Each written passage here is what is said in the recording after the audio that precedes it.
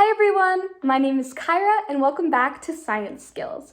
In our last video, we made the viral TikTok trend cloud bread. Now, I don't know if you tasted it, but it didn't taste that great, but it was super fun to play with.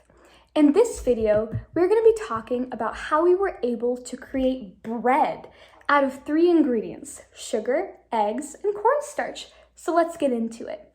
In order to understand what happened, we have to talk about a super essential part of the experiment: the eggs.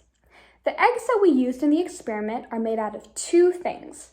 They are 90% water and 10% of something called protein. Have you ever heard of the word protein before? If so, where? Well, you might have heard of it when your mom is telling you to eat more chicken because it's a good source of protein.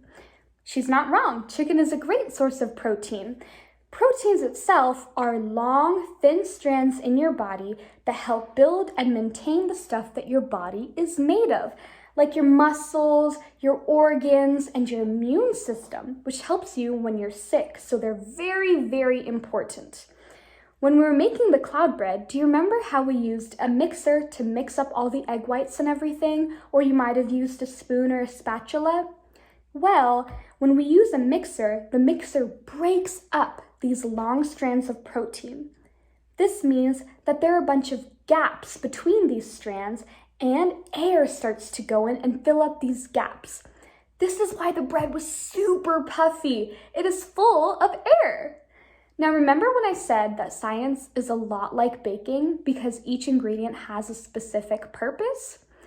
If you think about it, the air isn't just going to stay in the mixture. It would probably leave somehow, right? Well, that is what the sugar and cornstarch are for. When you add the sugar and the cornstarch, it keeps the bread stable so the air doesn't just go out and it doesn't collapse. When you combine everything together and put it in the oven, bam! Out comes fluffy, soft, airy cloud bread.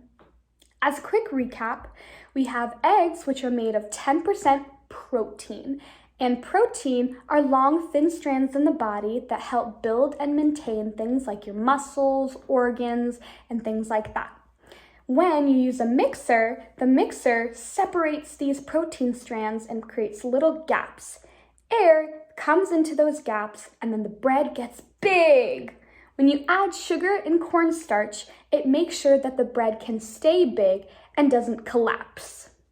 All right, if you want to learn more about proteins and a fun word called macromolecules, click the next video.